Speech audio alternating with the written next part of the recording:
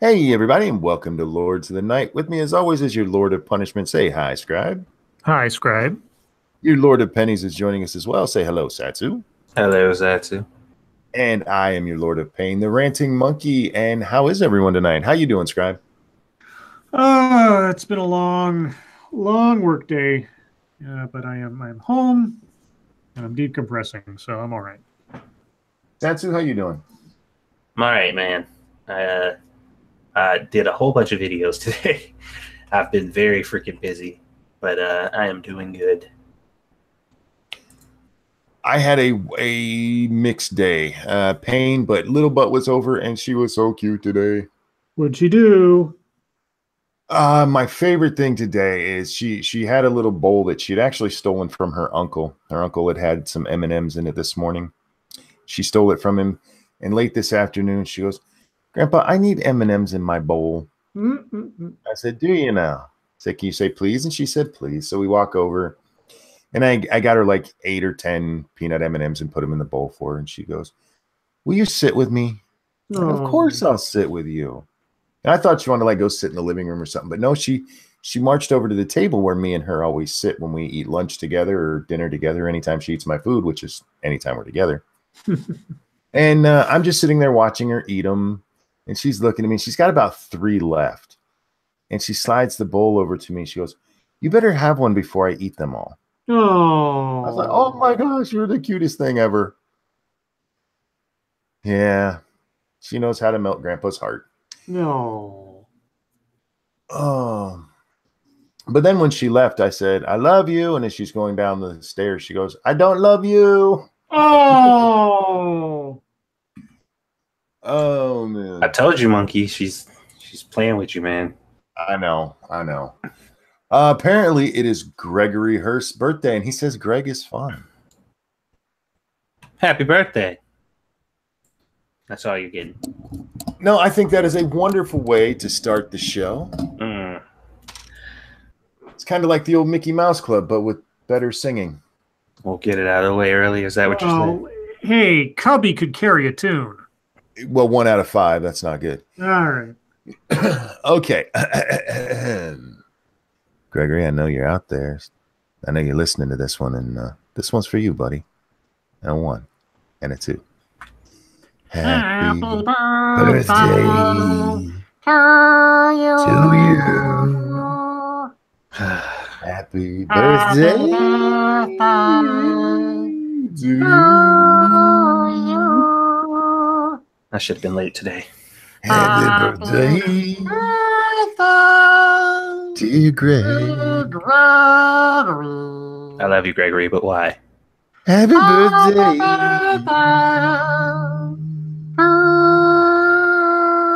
to you. Happy birthday, bud. I hope you had a great day. Oh, excuse me. And now I got the hiccups. So with that, monkey dick, Jim Jones, movies, smash the like button and seriously smash it. Hit that bitch like you're mad at it, like it stole from you, like it's your ex and she cheated on you. Beat the shit out of that like button and share our stuff far and wide. They really shouldn't call it a wife beater anymore. Yeah. Jesus, monkey. It's a like button beater now. Yo, hit that like button like the cancel button for the Roseanne show. Do we have anything else we need to talk about before we get into the news today? That I know of. No, anything I got to talk about is internet fucketry. Cool. Guys. Hold on.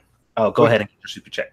Yep, I have 2 super chats. There was one before we started. Oh, Jesus Christ. There. Oh, goddamn scroll button. Sorry about that. Thank you, Flair Fritz. This stream gay as duck. Eggplant. Replace D with F. Winky face. And thank you, Hocticus Maximus. Does anyone else think Valerie Jarrett kind of looks like an uglier Ari from Planet of the Apes? Yes. I said that last night. Except I said she looked older too, because she looks like Ari aged about 20, 30 years. But yeah, so if there's nothing else, except guys, don't forget, if you're interested in playing 7 Days to Die with me and Satsu, we will be over on 2 Cents Plus hit us up in his Discord or mine after the show, and we will get you the information. Well, let's see. So, in accordance with the title of the stream, Roseanne Barr blames Ambien. Quote, "I'm not a racist, just an idiot," unquote. Roseanne Barr is blaming Ambien for her racist tweets and telling her fans, quote, "I'm not a racist, just an idiot who made a bad joke." Sanofi, I don't know how to say that, the maker of Ambien, responded with a statement full of shade. I love how journalists are saying full of shade in headline stories now. Yeah. Quote, because, I mean, this doesn't read like something out of Gawker at this point on CNN. Anyway, quote, "While all pharmaceutical treatments have side effects, racism is not a known side effect of any Sanofi medication." I'll give him that. I'll give him that. Yeah. Barr's... Sorry? I said, I'll give him that one too. Yeah, absolutely. Barr's Ambien explanation was part of an hours-long storm reacting to ABC's cancellation of her hit show, Roseanne. She said on Tuesday that she was leaving Twitter, but she can't seem to log off. She zigzagged between apologizing for her foul Twitter behavior and retweeting memes that made her apology sound insincere. She retweeted fans who portrayed her as the victim of a liberal media double standard. All told, she posted more than 100 times. I'm really glad that CNN has made this their headline story of the day. I really am. Well, to be fair, I mean, regardless of if she posted that or not and it made her look bad, she got a point, but still. Later in the day, President Trump joined her on Twitter. His first public reaction to the show's cancellation was a tweet criticizing Disney CEO Bob Iger. Trump and Barr have been prominent supporters of each other. They both delight in attacking Democrats. But in this case, Barr was fired for her Tuesday tweet about former Obama aide Valerie Jarrett. But she kept it up on Wednesday, retweeting photos of Jarrett side by side with an ape, which has got nothing to lose now. So yeah, why not? It was Barr's earlier tweet about Jarrett that caused outrage and ultimately led to the show's cancellation. In a response to a comment about Jarrett, Barr had said, quote, "Muslim Brotherhood and Planet of the Apes had a baby equals VJ." Barr still claims she was joking when she compared Jarrett to Planet of the Apes and the Muslim Brotherhood in a tweet on Tuesday morning. In a reply to one of her fans, she said, "I honestly thought she was Jewish and Persian, ignorant of me for sure, but I did." Okay. She cited Ambien again in a later tweet saying, "Not giving excuses for what I did. But I've done weird stuff while on Ambien, cracked eggs on the wall at 2 a.m., etc." Okay. Oddly, she later deleted all of her references to the medication, probably because she was going to get sued. Nevertheless, Ambien became the #1 trending topic on Twitter on Wednesday morning, leading to Sanofi's public rebuke. Barr's explanation was deemed laughable. Because it was ridiculous. It was fucking ridiculous. Yeah, it was stupid. It's like, the booze made me do it. I'm surprised they didn't elaborate on exactly what Trump said, because they didn't say anything else. Yeah, I mean, she's facing the consequences of her actions. My only issue is, like, there's a lot of people. I mean, because, like, if she said it was a joke, okay, fine. It was a very bad joke. You told it, and now you're suffering the consequences. But there are still people like, no, don't let her lie to you. It's not a joke. She's just a racist. And I'm like, well, she has no real prior history. And she's been in the public eye for quite some time of being a full-on, just straight-up racist. So, I mean, if it was a bad joke, it was a bad joke. But just saying, no, you're definitively a racist because you said things. If that's the case, then Monkey's a racist. And Scribe is a racist, and everybody else who has ever told a joke in bad taste of that nature is a racist because they've said it before. Real quick, thank you, Sanguine. She should have just doubled down with other human-animal hybrid-looking famous people. Churchill looks like a bulldog, Ron Perlman is a gorilla, etc. Yeah, Sarah Jessica Parker is a horse. Chaos Eve, thank you. Yeah, and Sanguine looks like a bear. Oh, wait. And Jenna P, thank you. Money for Eminem for you and Grand Monkey. Hashtag no money for Candace. Thank you so much. I found what Trump tweeted out. Quote, "Bob Iger of ABC called Valerie Jarrett to let her know that ABC does not tolerate comments like those made by Roseanne Barr. Gee, he never called President Donald J. Trump to apologize for the horrible statements made and said about me on ABC. Maybe I just didn't get the call. I actually did see that tweet. Yeah. I agree with what TJ Kirk said about all this, actually. Roseanne would have been better to just say nothing. Because all she's doing now is she is making excuses, which just makes her look like I'm more convinced now she meant it racist than ever. That she meant to say, since she's half black, she looked like a monkey. Right. Because she just keeps adding more and more bullshit to it. Where, as I said, if she had just immediately come out and said, "Come on, she kind of looks like Ari," and I'd be like, "Yeah, see, you got a point there." This is nonsense. She's. And people never been called it racist, but But at least she'd have had a point, Yeah, but I don't know. I don't know how Ambien. I feel about that double standard. Oh God! I have a follow-up though. Remember when we read last night Chris Cillizza's story? Oh dear about Christ, yes. Well, I put story in quotation marks about like why Trump isn't saying anything and blah blah blah. Well, he just posted, as far as I can tell, his follow-up to that. Oh boy. Donald Trump made the Roseanne story all about him. You made the Roseanne story all about him last night, you idiot. Right. Holy fuck, this guy. Oh my God. Okay. There were a few different ways President Donald Trump could have gone with his response to the firing of Roseanne Barr by ABC after the comedian made a racist comment about former Obama administration official Valerie Jarrett. Have you heard of not making a fucking run-on sentence, Chris? Have you? Okay. He could have, 1, condemned Roseanne for her views, 2, supported her as a victim of the liberal media and the PC police. Well, he kind of did. 3, made it about himself. Surprise, he went with option 3, as he so often does. Gee, what did you say last night, Chris? What did you say last night? What was the headline of your thing? Why Donald Trump won't take a stand on Roseanne. Yeah. Why Donald Trump won't take a moral stand on Roseanne. Well, I suppose he didn't take a moral stand. I guess you're right there. But who made this story all about Trump before Trump had anything to say about it? You did.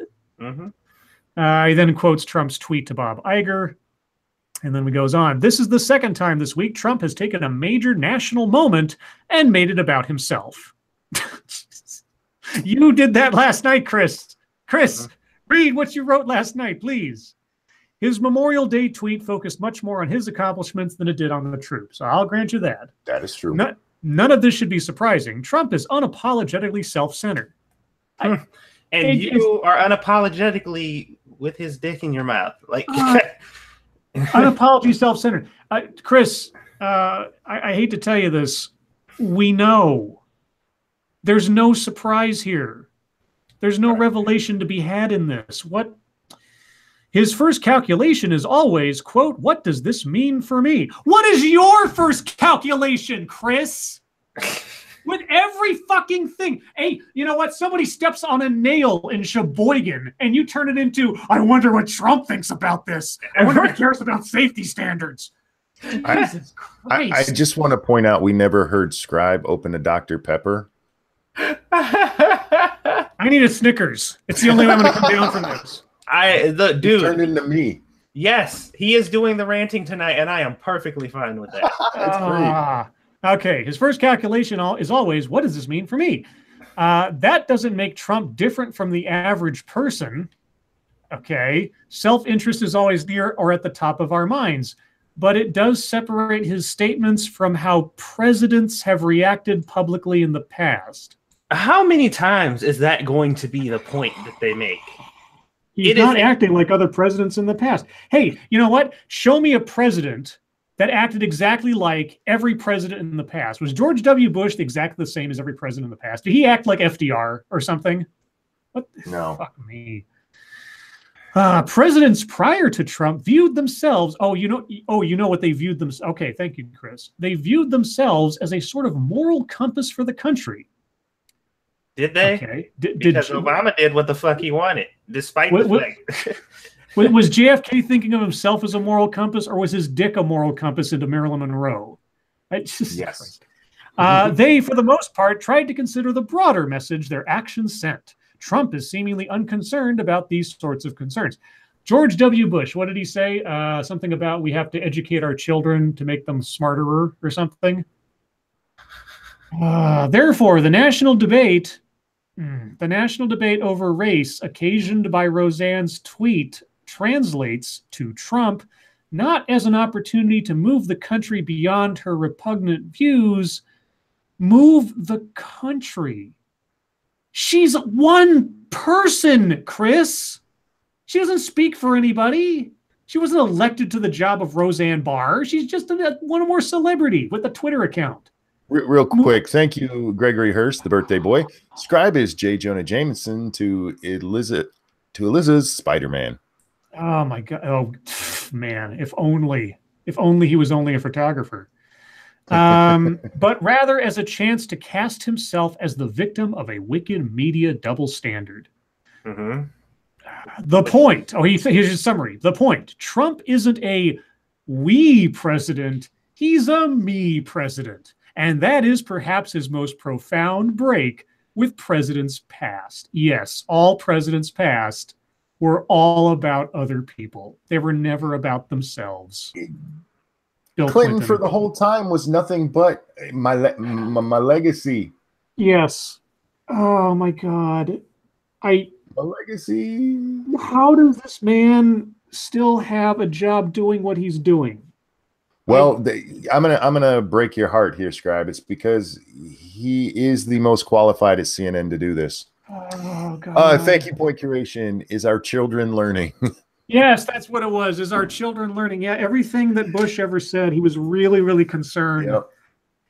I just want Trump to just come out one day and just be like, "Look, I'll tell you everything you need to know. Just let me jizz on your face." And they'll be like, "Oh God, please, Daddy, please do so. Please, God, I'm begging." That is disturbing.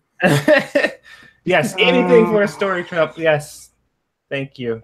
I kind of want to frame these two blog posts of his right next to each other. Yeah, because it's just why Trump won't say anything, and then when he does say something, it's like, well, it's not a moral stance, except it's not the moral stance I wanted. He's asking for fair treatment instead of hypocrisy amongst the media. We can't have that. Like, God. Anyway, they are obsessed. Absolutely obsessed. Okay, I don't have a Dr. Pepper now. I have my peach, healthy fruity drink. Whoa! Thank you, Judge Ugly. I feel bad calling you that now. Hey guys, it's my birthday, but you don't have to sing. You're welcome, Satsu. Been watching for a year and a half, worked 90-hour weeks, and this is the first time I've caught you live. Want to thank you all for being awesome. Keep doing what you're doing, Monkey Dick. Dude, that's wow. Thank you. But no, I know you said I don't have to. No, sing. Honor his request. No, he didn't. He didn't say not to sing. That's what he said. No. Read it again. He said, "Don't sing." He said, "You don't have to sing." Fake news, Satsu. Fake news. Fake news, Satsu. Yeah, fake. Wrong. Judge Ugly, I know you're out there, and happy birthday to you. And this one's for you, bud. And a 1 and a 2. Happy birthday to you. I got chicken in the oven. I'll be right back. Happy birthday to you. Y'all better not say nothing racist. Happy birthday, dear Judge Ugly. Satsu can kiss my ass. Happy birthday to you. Happy birthday, Judge. I hope you had a great one. I really do. And thank you so much for the donation. So I want to make sure. Oh, real quick. Thank you, Sanguine. The Obamas never learned their position, never levered their position to get on Iron Chef America and every other show they could. Oh no, never. And they aren't trying to stay famous. Yeah. I'm assuming that was leveraged. Obama was all over the fucking place. Fuck that. Yesterday, so Liz is mad that Trump won't take a stand, and actually said he wouldn't take a stand. This is why he won't say anything. And today, yeah, all right. Today, in retrospect, he knew the 3 options Trump had after he'd said something. Yeah, the 3 that he didn't take. You're right. Yeah. All right. Well, anyway, there is other news today. In short, and there's not much to say here except that Harvey Weinstein has been indicted on charges of rape and criminal sexual act. Or a criminal sexual act, I guess. That's how the headline reads. Yeah, that was a foregone conclusion, wasn't it? Yeah, it was a grand jury, which, as they say, a grand jury will indict a ham sandwich half the time. Sure. So it's not really a big surprise. I don't know if they've set a trial date, though. Oh, let's see. His next court date is July 30th. I don't know. His trial is going to be next year. I'd be surprised if it happened this year, if it started this year. Oh, certainly, yeah. Yeah, but I'd be amazed. Yeah. Otherwise, there was a story last night that I didn't read that was, I think, offered in MSS News. I wish I had, because the twist today is actually kind of amazing. But before you get to it, let me get a point here. From one viewer to another, you are wonderful. Indeed, point. Sorry, go ahead, Scribe. So yesterday there was a story about how a Russian journalist had been murdered in Ukraine. Mm-hmm. Well, today, the murdered Russian journalist turns up alive. Then I don't think he was actually murdered. I know. A Russian journalist and critic of the Kremlin, reported to have been shot dead in Ukraine, showed up alive at a news conference on Wednesday to declare that his murder was faked by Ukrainian security services in an effort to foil an assassination plot against him. Yeah, that's fucking crazy. In a stunning development, Arkady Babchenko, 41, walked into a room of journalists in Kiev who had been expecting to get an update on his slaying. He apologized to his wife, who on Tuesday was reported to have found him bleeding to death at his apartment, for the hell she had gone through. Ukrainian officials offered a jaw-dropping explanation for his so-called death to expose a Russian plot against him. Two people suspected of being the person. Okay. 2 people, suspected of being the person who ordered the hit and the potential assassin. Oh, okay. Are in the custody of the security services, spokeswoman for the Ukraine Prosecutor General Larissa Sargan said later Wednesday. The elaborate ruse raised many questions. Chief among them, why was it necessary to go to such extraordinary lengths to expose the plot? Who was in on it, and what did Olchaka Babchenko really see when she found the bleeding body of her husband? At the news conference on Wednesday, none of these were addressed, instead flanked by Ukrainian security officials wearing a hoodie and occasionally flashing a sheepish smile. Babchenko launched into an explanation of the ploy. He said Ukrainian officials first told him about the threat against him and their elaborate plan to thwart it a month ago. Babchenko said he became convinced that Russian government agencies were involved in the alleged plot when he was shown his passport photo and personal documents, which he said could have been accessed by Russian special services. Quote, an offer was made to take part in this special operation, Babchenko said. I had no choice but to cooperate. This is weird. That is weird. Thank you, Sanguine. This is how people start wanting heads as proof. Yeah, no shit.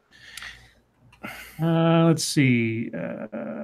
Only a day earlier, Ukrainian authorities claimed they had launched an investigation into Babchenko's death and even released a sketch of the suspected killer. Police claimed he was shot in the back and died in an ambulance, citing his friend and supervisor, Ader Mozdev, I don't know, deputy general manager of Ukrainian TV channel ATR. Ukraine blamed Russia for his death.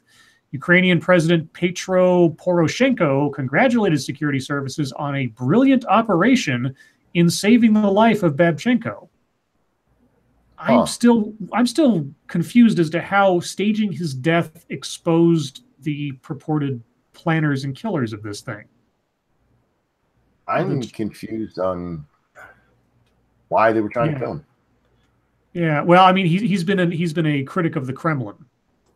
And that's at least that's the theory behind why they would want to silence him, because he's been a vocal critic of the Kremlin.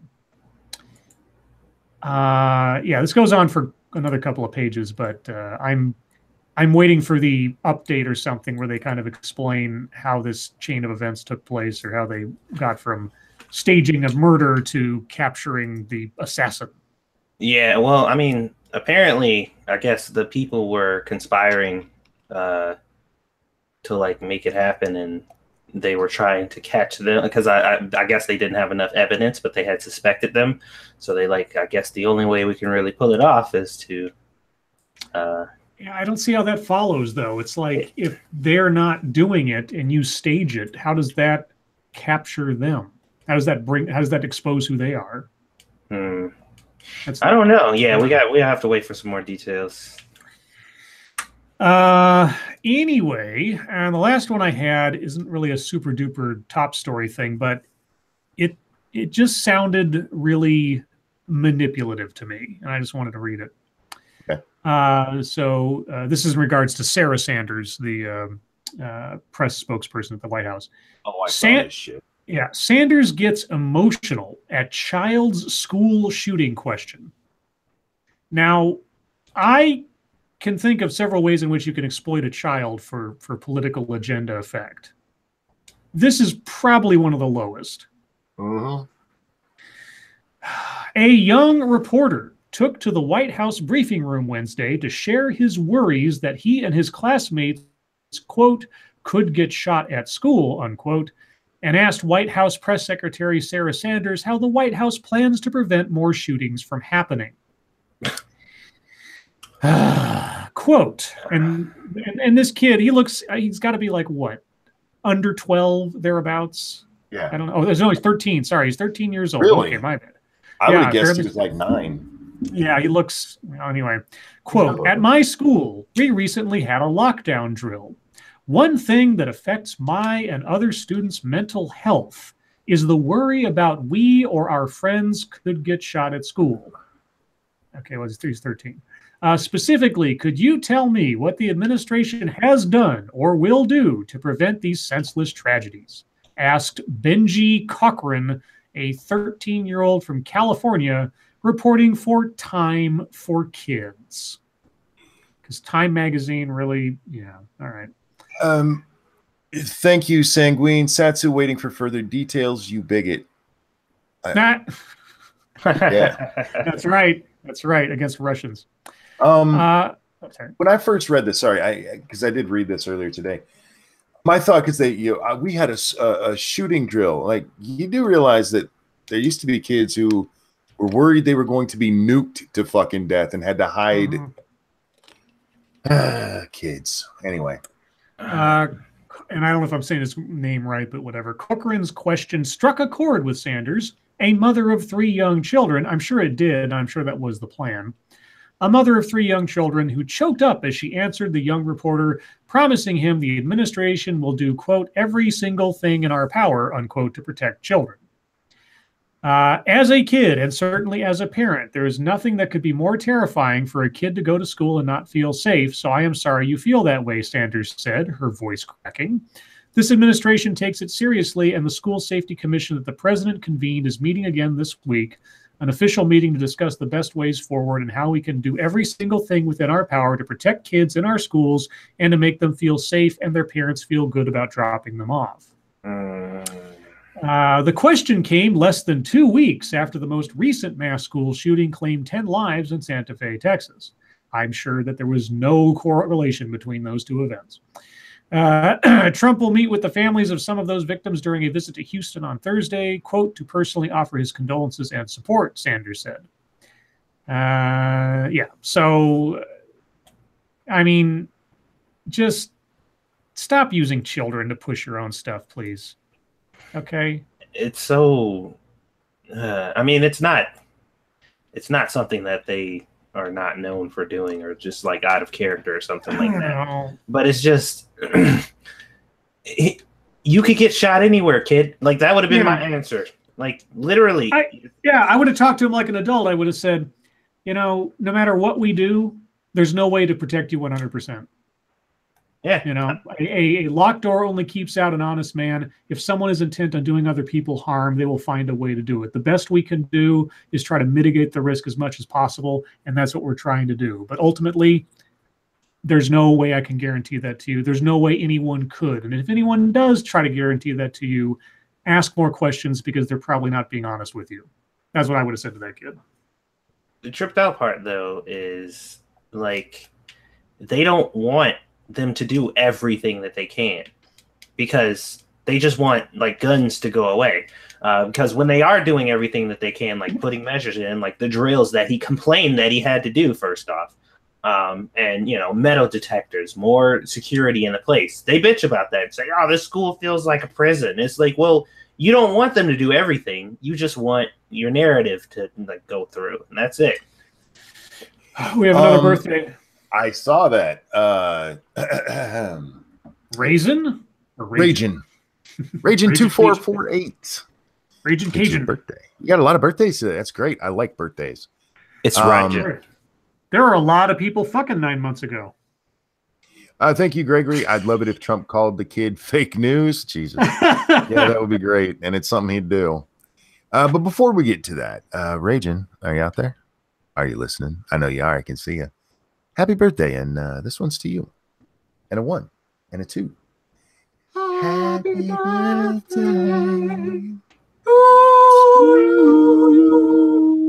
I think it's pronounced Ragin. Happy birthday to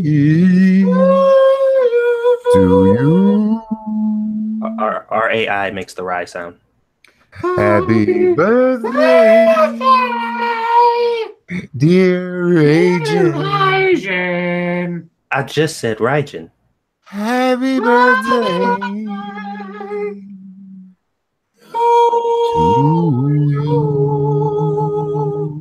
You motherfuckers. Hey, happy birthday, Ragin. Satsu, I need you to say a word for me, okay? No. RAIN. What's that spell? Shut up. RAI. Ragin says Satsu's correct, but that's not wait. That is not how things work around here. My mispronunciations of your name becomes your name. Canon. And if you don't believe me, ask Nuts. Who? That's ask who again? Nuts. Stargazer Nuts. Knights? Nuts. It always is, Death. It always is.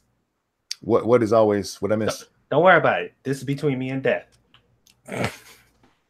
So that was the last story we had there. Yes, that's the last one I had.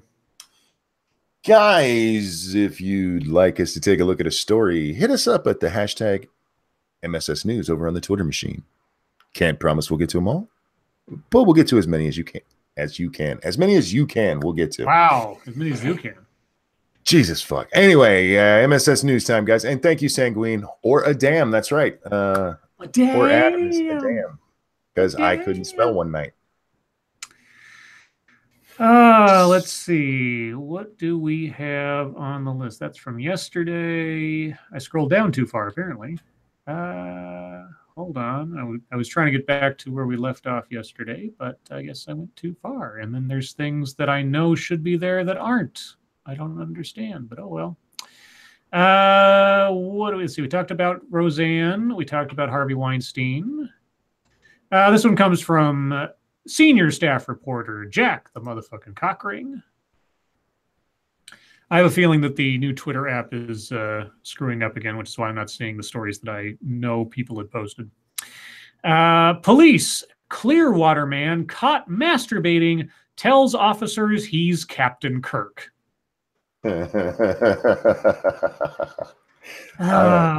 Police say a man caught masturbating at a Clearwater bus stop, and by the way, this is a Florida man, told them he was Captain Kirk. Clearwater police were called to a bus stop on Gulf to Bay Boulevard around 11:20 a.m. Monday for a report of a lewd and lascivious act. Responding officers say they found a man sitting on a bench touching himself under his shorts. In an arrest report, police noted it was obvious the man was masturbating. When officers asked what he was doing, the man told him, "I'm scratching myself." After the man was arrested for disorderly conduct, police asked him to identify himself. The arrest report states the man told police his name was James Tiberius Kirk, the full name of the fictional character Captain Kirk from Star Trek. Police say they later discovered the man's real name is James Bundrick. I can see why I'd want to change his name. The 56-year-old is now also facing a charge of providing a false name or identity to law enforcement. Good job, dumbass. Don't lie to cops is really the story there. And don't jack off in the park. This one also comes from Jack Cochran. The United Nations knew for over a decade about sex for food scandal involving 15 top charities. What? The United Nations knew of charity workers offering refugees food in exchange for sexual favors for more than a decade, it has been revealed. An 84-page report on food for sex practices in West African refugee camps was compiled and handed over to the UN in 2002, but it was never published. It claims that workers at more than 40 aid organizations, of which 15 are major international charities, including Save the Children and Médecins Sans Frontières, sexually exploited young refugees. Nice. Great. According to The Sun, charity workers in a camp in Guinea would tell women, quote, a kilo of flour for sex. Or, in this community, no one can get corn-soy blend without having sex first. That's fucking despicable. Seriously. Let's see. Despite the report resulting in a list of 67 charity workers accused of sexually exploiting refugee children, none were prosecuted. I'm shocked. The Times reports that 10 people were dismissed, but the findings remained confidential. A Save the Children spokesperson said the organization had been shocked to uncover sexual abuse by aid workers in the early 90s. I think they meant 90s. They spelled it Noughties. Naughties. The early noughties. That's, or maybe I'm reading it as it's written. I don't know. Yeah, that's awful. That's horrible. Let's see. What else do we have? I want something funny. There's some sad stories here. I don't want to read stories so much. Where is the one that I posted? I posted one. I don't even see it here. That's weird. Okay. Top Ramen Lewis sends us this one. Fox sets shareholder vote on Disney sale. Oh, are they going to try to do that instead of having what Comcast is trying to do? Shareholders in 21st Century Fox. When did they change their name to 21st Century Fox? After the turn of the century. I guess so, but I don't know why they would do that. Just whatever. And 21st Century Fox will get their chance to determine whether the company sells the bulk of its assets to Walt Disney or instead considers a potential offer for the vaunted properties from Comcast Corporation. I'd say sell to Disney because they will make you billions of dollars. Yeah, no shit. They will take the X-Men movies and they will make more and more billions of dollars and Disney's stock will rise. Comcast has absolutely no history or guarantee of knowing what to do with those properties. No, don't do it because we're going to have to wait longer for Kingdom Hearts. Oh, Lord. Fox intends to convene a July 10th investor meeting to vote on a $52.4 billion agreement to sell Fox assets like FX and the 20th Century Fox studio to Disney, Fox said Wednesday. The move sets in motion Variety trying to make me buy their thing. Oh. And I don't want it, so I can't read the story anymore. Well, thanks, Variety. Fuck you. Okay. Anyway, that's coming up on July 10th. Ha, Variety. I read the story enough before you shut me down. Let's see. This comes from Subcon Jazz. And the cops are coming after me, apparently. Can you hear that? What you did? I probably read the story about Trump and criticized Chris Cillizza. CNN sent the cops after me. Deputies. Nassau County woman shoots husband over Google search. That's perfectly reasonable. Let's take some guesses before I read the story as to exactly how that chain of events occurred. He was looking for an ex-girlfriend. Okay, Satsu. Maybe he was looking on How to Kill Your Girlfriend quietly. Ooh, I'm going to say he was looking up divorce lawyers. That's my guess. three good guesses. That'd probably be a better reason for him to kill her. Let's see. A Nassau County woman was arrested Tuesday evening after her husband was found shot in the back of the head. Damn. At the couple's American Beach home. LaWanda Brown, 57, was booked into the Nassau County Jail on a charge of attempted first-degree murder, where records indicated she's being held on a $500,000 bond. Deputies answering a shooting call at the couple's Bernie Road home about 1:30 p.m. Tuesday found Tony Brown lying on the floor with a gunshot wound to the head. The 58-year-old man was airlifted to UF Health Jacksonville with critical injuries. His condition was not immediately clear on Wednesday. The news has learned Tony Brown is a businessman who has contributed to the community. His successful career as a finance consultant led him to being nominated by President George W. Bush to direct an office of the U.S. Treasury. LaWanda Brown told deputies she and her husband were working in a loft they use as their home office when the shooting happened. At some point, she said, her husband asked her to run a Google search, but the question was asked in a tone that suggested he wasn't happy with her search methods. You're shitting me. Quote, she said it was all a blur as the victim started walking out of the loft prior to being shot. Wait, so he criticized her use of Google and she shot him in the back of the head as he was walking away. Bruh. Wow. Okay, that went in a completely different direction than I thought it was going to. We were all very wrong. That's That's new meaning to that escalated quickly. Yes, throw her in a box. Just throw her in a concrete box somewhere. That's insane. Good Lord. Let's see. What is this? This also comes. Oh. Wait, Blind said, okay, now he needs a divorce lawyer. Oh, yeah, that's the thing. It's like now's the time. If there wasn't a time before, now's it. Jeez. Okay, I'm going to find the one that I posted. Why did that not show up on the list? I tell you what, this Twitter app update is really annoying me because it doesn't look up the things I want. It's leaving things off. Anyway. Wrote the app. You know what? You might be right.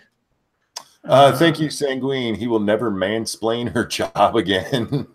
Oh, what? NPR removed the story? Hold on. There you go. That's why you can't find it. That ain't there no more. That is something else. Okay, so maybe they just reposted it. Okay, when did this come up? Let's see. That's 2015. That's really weird. So NPR posted a story today. Oh, there it is. Is that it? Okay. Oh, this is from KQED, where it originated. But NPR apparently pulled the story themselves. Are 3-year-olds too young to change genders? Transgender researchers disagree. 3-year-olds. I want to underline that. 3-year-olds. Well, of course they disagree, because if they didn't, they wouldn't have jobs. Okay, and there's 3 little summary bullet points at the top of this. Many gender clinicians, and there's such a thing, I guess, now recommend parents socially transition kids who persistently express a transgender identity. How at 3 do... Okay. But research has shown most children will give up their transgender identity by the time they are adolescents. Not all. It's not a transgender identity when you're 3, for fuck's sake. Thank you, thank you, ex Bubba Hotep. Yes, the answer is yes. Yeah. Not all researchers agree, though, that this research is valid. The concept isn't valid. I'm going to save this for later. This goes on a while. I think that if anything else, this might be a deep topic thing. I'll go on other people's stories because I could see myself getting a little too worked up over that one. Not Chris Saluza worked up, but that could happen. Okay, this one comes from New Fate 26. Oh, this might be a big story too. Whoa, what the hell? Okay, I can't show you guys what's going on here because this story started at the bottom and then I have to scroll all the way back up to the top. That's weird. Okay, this is a NBC News story. Changed by Me Too. NBC News Think, I guess that's some subgroup of theirs, Think in capital letters, asked men and women in different professions across the U.S. how the hashtag Me Too movement has changed the way they interact with people at work, if at all. This is a sampling of those responses. Okay. So these are various quotes from people. Quote, I minimize my interaction with women now, and under no circumstances will I be in a room alone with a woman again. We have all been told by our corporate office to not have a man and a woman alone in any room, whether it is an office or a conference room. If a man and a woman have to have a conversation behind closed doors, we are now required to have a third person present, with a fourth being preferred. Damn. Sounds right. That comes from a male from New Hampshire. Quote, I have been in IT for 30 plus years, and I learned a long time ago to be careful what you say and do around others. I don't touch anyone in any way, tell off-color jokes or stories when I don't know for certain that those nearby are okay with that. I won't say anything to a woman about her clothes, shoes, hair, etc. I act like a gentleman at all times. That doesn't mean there is no interaction. There is, of course, office gossip, life stories, work issues, and the like. That's another guy. Okay, quote, this comes from a female. And again, they don't give names. They just say male or female. I was denied a promotion. Before Me Too, I probably would not have put up a fight. This time I did. The movement has given me the courage to stand up for myself and for other women. It has also made me very conscious of how I treat other people, both men and women. Did she get the promotion? No. Quote, I have worked in male-dominated fields my entire working life over 2 very different careers and have never had any issues working with my male counterparts. I'm not oversensitive about rough language, dirty jokes, and actually enjoy the male-female working interactions I've had. We always respect each other and pal around just fine. So I haven't changed one aspect about how I work with men, other than possibly reassuring new men I meet that I'm cool with men just being the way they are, occasional warts and all. I'll do a couple more here. Quote, I have always been respectful to all coworkers, but after Me Too, I find myself avoiding social interactions entirely. I've become more disconnected than ever. That's sad. Let's see. And this one. Quote, I am more cautious around women. I try not to look in their general direction anymore. And if there is an absolute necessity for me to interact with women in my workplace, I always approach them from the front, face to face only. I don't want to suddenly teleport behind them. As this is usually the most stressful part of my day, I tend to imagine that I am interacting with a male coworker or a sophisticated AI, a machine, if you will. Jesus Christ. God damn. Okay, these go on. There's a lot of these. These go on for a long time, so there's just a sampling. If we do end up seeing an article in response to this, you know what the cause is going to be, right? Sexism. Toxic masculinity or fragile masculinity. There you go. How many more do you want me to do, Monkey? Let's just do one more and then we'll call it good. Okay, this one comes from Leviticus, or Drunken Heathen, depending on which. Jermaine Greer calls for punishment for rape to be reduced. What? Feminist academic tells Hay Festival that, quote, most rape is just lazy, careless, and insensitive. What? Jesus fuck. What? Jermaine Greer has called for the lowering of punishment for rape and said society should not see it as, quote, spectacularly violent crime, but instead view it more as lazy, careless, and insensitive. Hold on. Okay. I'm sorry. Continue. Let me at least get through. Hold on. She suggested that a fitting sentence for the offense might be 200 hours community service and perhaps an R tattoo on the rapist's hand, arm, or cheek. Has Jermaine Greer lost her brain? Okay, moving down. Quote, most rapes don't involve any injury whatsoever, Greer said. We are told that it is a sexually violent crime. An expert like Quentin Tarantino will tell us that when you use the word rape, you're talking about violence, a throwing them down, ... It is one of the most violent crimes in the world. Bullshit, Tarantino. Most rape is just lazy, just careless, insensitive. Every time a man rolls over on his exhausted wife and insists on enjoying his conjugal rights, he is raping her. It will never end up in a court of law.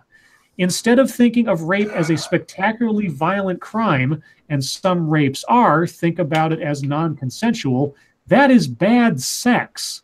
Sex where there is no communication, no tenderness, no mention of love. Real quick, I have 3 super chats to get to before we get to that. Thank you, Bubba Hotep. In my experience, people care more about the dick that comes in late every day. Cryptic, thank you. Nope, I avoid all females in my office. They're the plague to me. Never be in a room with them alone ever. I don't blame you. And again, thank you, Bubba Hotep. So Scarlet Letter, this will end. Yeah. Scribe, can you put that in the group? So I got to ask sincerely, Satsu, by her definition, how many times has Squishy raped you? Countless times, dude. I'm having a panic attack right now. Yeah. So basically, they spent all this time trying to qualify the most mundane and smallest things as rape. And now that they feel like they have pretty much considered everything that is not a definitive yes with the signed signature as rape, then they're saying, well, we need to decrease the punishment for rape because most rape isn't violent. Now that they've qualified pretty much all non-violent acts as rape. This is mind fucking. They don't stop. I don't understand. They just keep going and going. And women have the right to say no when their husband tries to crawl on top of them. There's a difference between I don't really want to, but yeah, let's go ahead and do it. And he raped me, you stupid bitch. Jermaine Greer, that's just so weird. Fucking community service, really? Yeah. For all of it, at all cases now, regardless of. I mean, I know rapists are like, fuck yeah, do that. 200 hours for rape? I'll do that. Yeah. Why didn't we think of that? Yeah. That's nuts. Oh my god! That was the first time Scribe ever read a story, and I actually sat here with my mouth open, just what? Thank you, Snubbard. Did this bitch find Islam or something? Oh God! Oh, well played, well played. I just, man, yeah. I always maybe I'm remembering incorrectly, but I thought Jermaine Greer was always kind of quoted as one of the more enlightened feminists, but maybe I can't remember now. Maybe I'm off on that. Well, the name's not real familiar to me. I've heard the name before. Yeah, I've heard her spoken of in reference way back when I first started watching Sargon videos and things. So, but anyway, regardless, that's nuts. Yeah, the new generation feminists got to her, and they fucking waterboarded their ideas into her head. Clearly, because that is insane. All right, what a way to end MSS News. With that, guys, let's move on to our YouTube stuff. I'm gonna go first because I didn't do anything. I was with Little Bud all day, having fun with her. So yeah, no videos today again for however many days in a row that is. Satsu, what'd you work on? Well, I worked on a couple videos. I did my thoughts on the Pokemon release that they just came out with. This is all on 2 Cents Plus, by the way. And I also did my thoughts on the new Fallout trailer. that they revealed, and I got a couple more videos down the line for 2 Cents Plus as far as commentary goes, because I'm actually having a good time making these videos. It is quite enjoyable. As far as the main channel goes, I still got some stuff coming out, but something fucked up happened with one of my files. Well, actually, no, nothing fucked up happened. It's actually completely my fault. I recorded the audio on Camtasia 9, which I know better, but it's been working, pretty decently for my gaming video. So I'm like, fuck it, I'll use Camtasia 9 for that. And the audio was fucked. It's like super distorted, and I sound like I'm in a tunnel. So I'll have to re-record it. So yeah, nothing for Satsu 2 Cents, but lots of shit for 2 Cents Plus. So if you're not subscribed and you like gaming shit, check it out, because I've been uploading constantly to that channel. Cool. I want to remind you guys again, after this stream, me and Satsu will be playing 7 Days to Die. And if you have the game and want to join us, if you have the game on PC and would like to join us, jump in our Discord. My link is below. Satsu will put his in the chat when he gets a second. Or I can, or follow us on Twitter, and you can join us. First come, first serve. Scribbles, what'd you work on today? Nothing. Cool. All right. Oh, it is Horde Night. I do have a plug, though, if I'm remembering correctly, on, I think it's Sunday at 5 p.m. Eastern Time. Don't quote me on that, because I'm trying to remember from memory here. I'll be on Tara Sin's channel to talk with her for a bit. Oh, cool. Okay. So I'll make sure to remind later on this week as that gets closer. And with that, we are on to fucketry time. Can I start us off with some Dusty? You can, and then I got some too. Okay. Well, I have decided that I'm going to give up on Dusty. I'm breaking up with him. Uh-oh. It's over. Because I've seen him admit this before, but I thought he was joking. But apparently, Dusty, or at least he claims to be a very elaborate troll. And he says that I start shit on the internet to get people arguing and talking about stuff. But I do it mainly to just piss people off and trigger people. And that was essentially like, he was like, I don't know why people still haven't understood this yet. I've been doing it for years. That's how I got kicked off of Facebook. But essentially, that was basically him saying, don't take anything I say seriously because it's all bullshit. But he still simultaneously tried to say that just because I do this, that doesn't mean that the views that I display on here aren't genuine, because you can do both. You can troll people and have genuine views. And I'm like, yes, you can. But every time you get caught in your bullshit using the excuse, oh yeah, well, I'm just a troll and I like pissing people off. That's awfully fucking convenient. So yesterday he got like owned on Twitter by me and a couple other people. Like there's something that I posted in response to him that's got like over 200 something likes now, and my phone has been blowing up because he did that Pepperidge Farm thing about why can't I think of her name right now? God damn it. Oh, Blair. Why couldn't I think of her name? About her doing the blackface thing or whatever as a joke. And I pointed out the fact that, he's a hypocrite and he used to do anti-SJW content, and I was pretending like he never has done it. And he got pissed off today and was like calling out all the leftists. Like he said, all the liberal people who follow me, and basically allowed all those conservatives to jump on me without defending me. Fuck all of you guys, you're pussies, and this is the problem and why we're losing, because you're too much of a bitch to speak out and say something. And they were like, whoa, dude, what the fuck?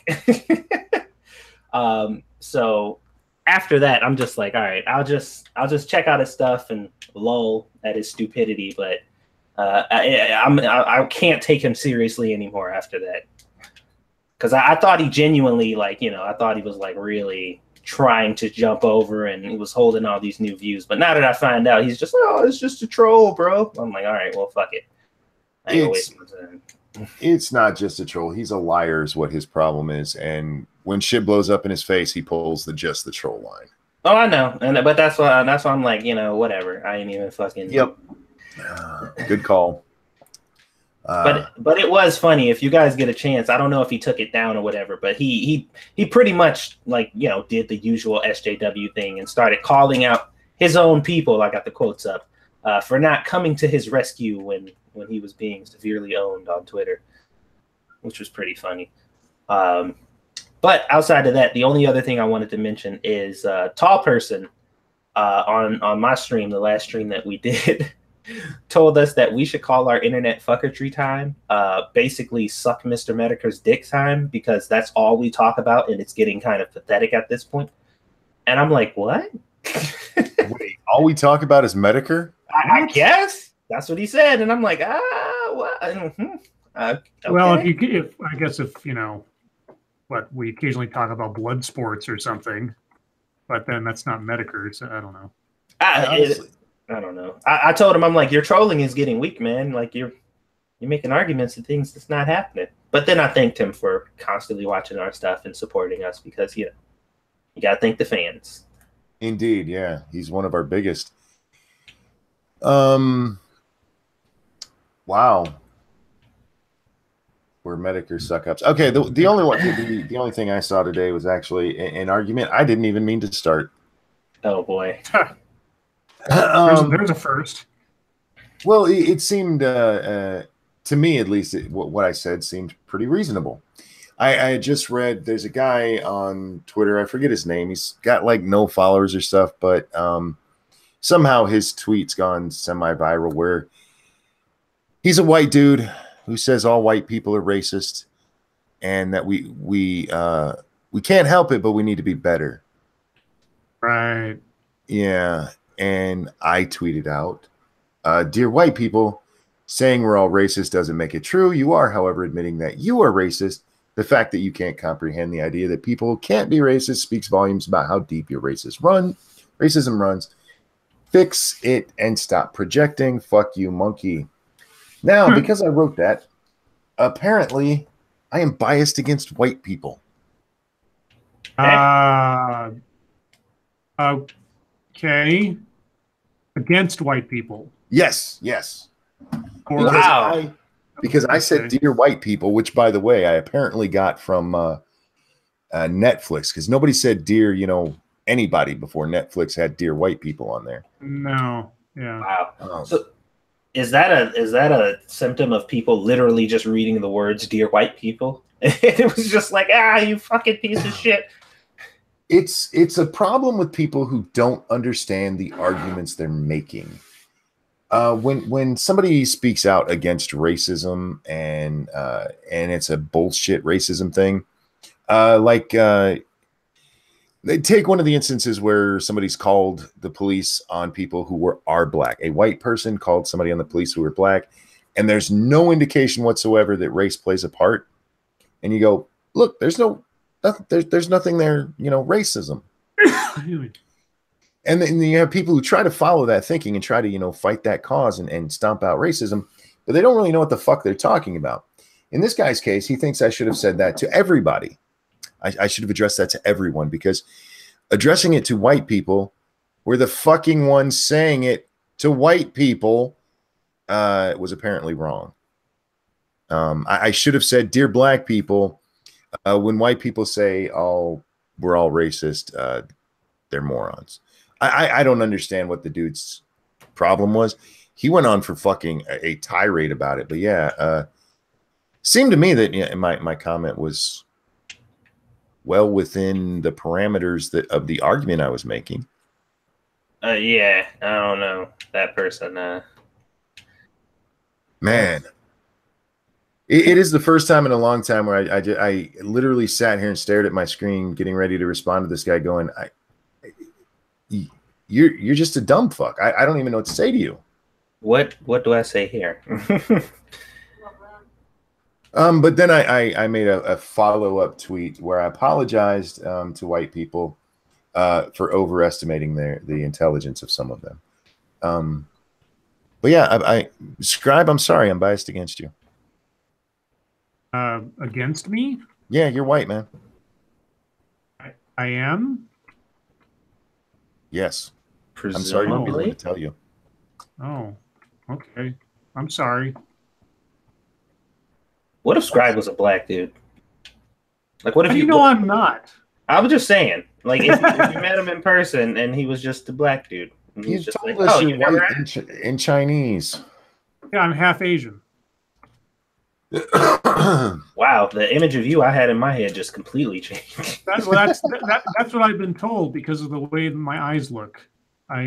So far as I know, my mother did not have an affair with the milkman, but you know, anything's possible. So Were there Asian milkmen back in the I don't know. I wasn't born yet.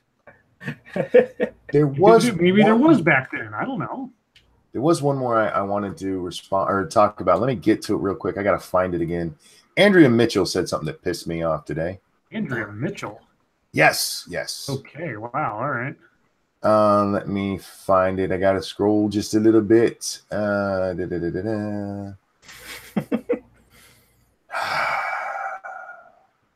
hate that I got to stay off fucking Twitter.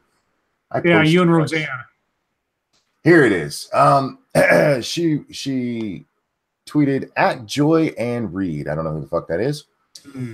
At Joy Ann Reed on Roseanne Barr tweets, part of the problem, we have a president who gives a broad set of permission to offend whoever you want. I think the Constitution does that actually, Andrea.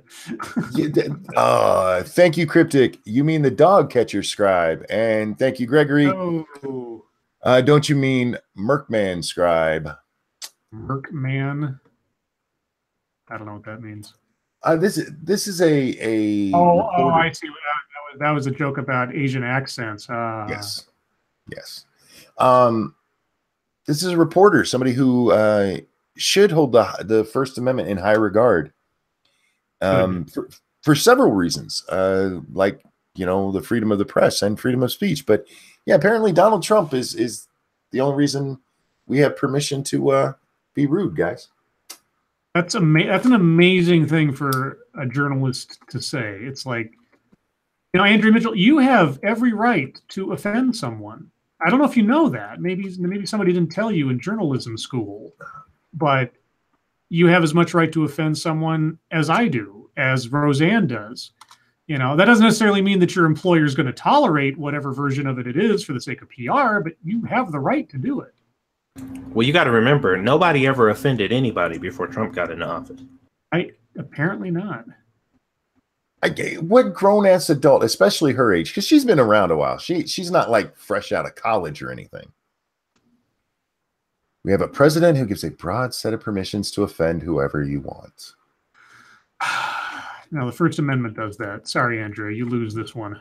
You're trying. I mean, you know, I am not Donald Trump's fan. Okay, I did not vote for him. I did not want him to be president. I'm not that jazzed with him being president as it is. But that aside, it is almost pathetic how childish people are being in looking for ways to criticize this guy. It's becoming so desperate. Mm-hmm. It's because it's gone over the line to just idiocy. It's not even like maybe you could make an argument that this is an effective or a reasonable criticism of the guy. This is just stupid, and it's a waste of everyone's time. And if you really, really, really want to take Donald Trump down a notch, only criticize him when it matters, because all you're doing is just diluting everything that comes across about him as just one more complaint that doesn't matter.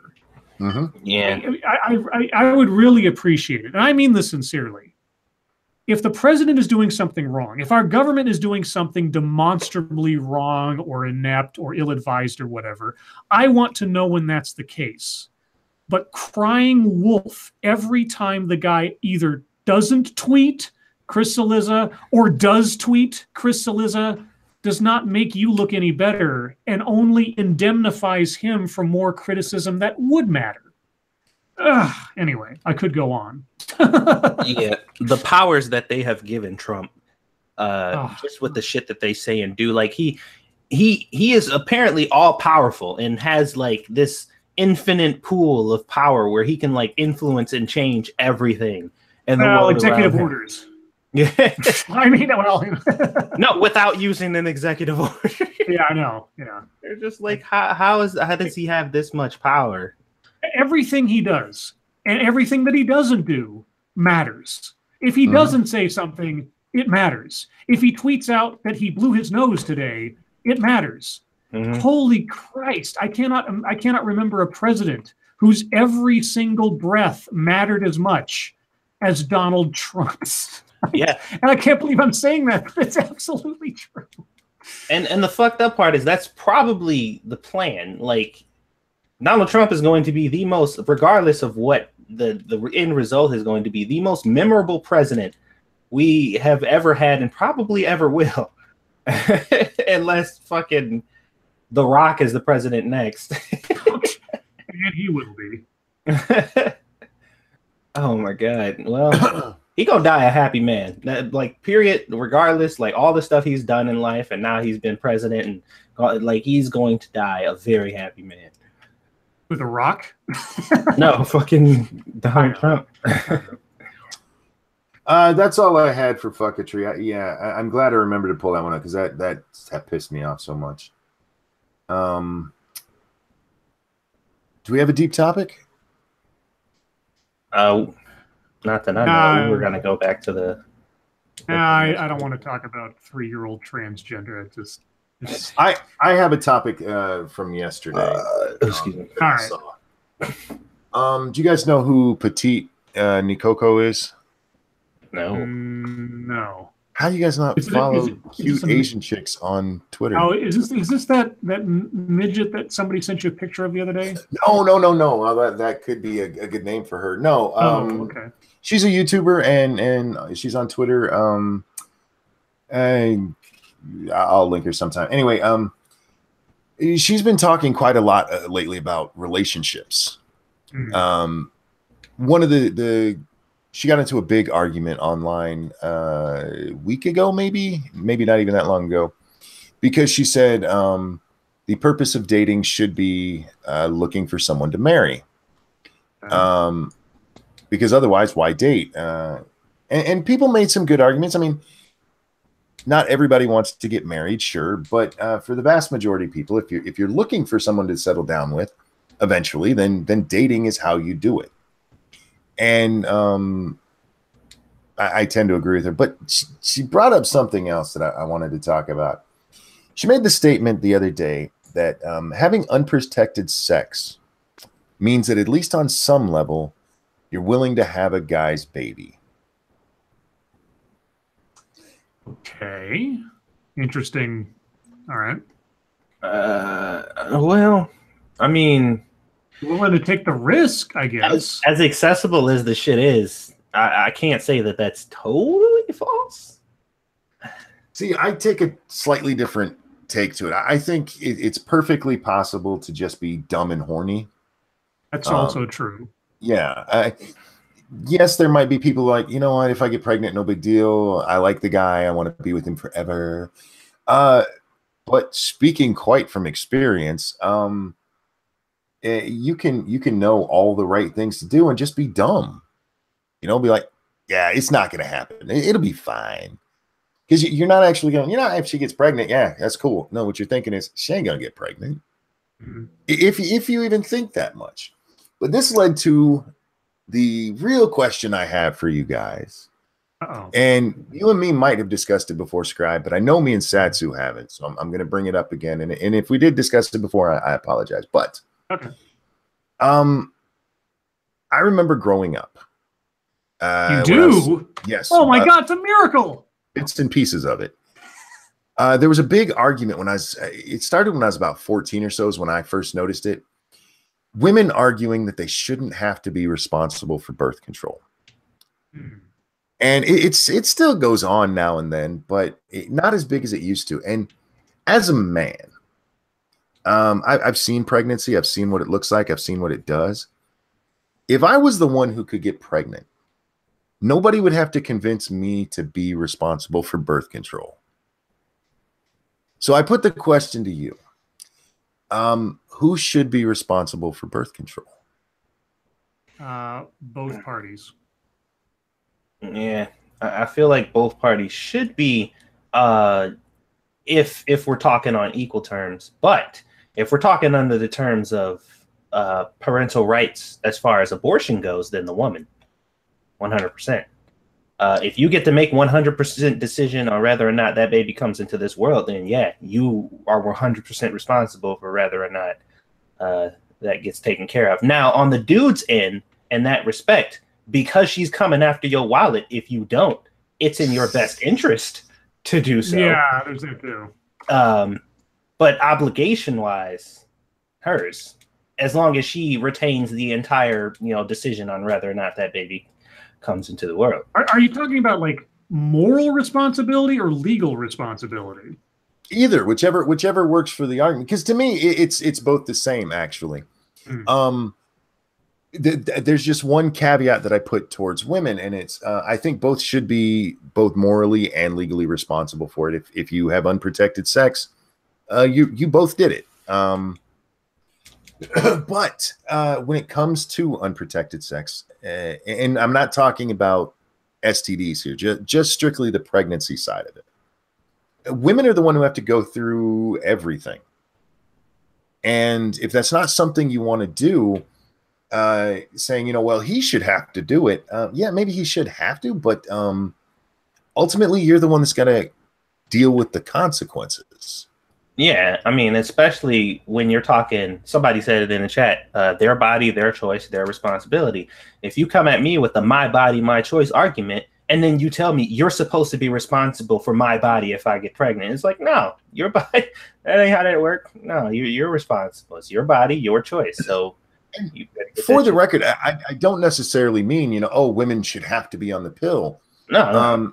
You should insist you're not putting that in me without a condom, and that puts it on him, dude. Have condoms with you. Yeah, you ain't getting no pussy, you ain't bringing no condoms, and at that point, she's made it your responsibility if you want to get some ass, which that's her prerogative. That's what she wants to do. But yeah, the truth of the matter is, nature made it unfair because pregnancy is y'all's thing to deal with because.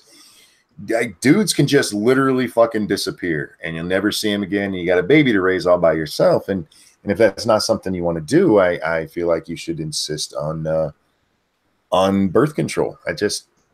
I've never understood why people say, well, women shouldn't have to. Like, okay, they shouldn't have to, but it's their womb.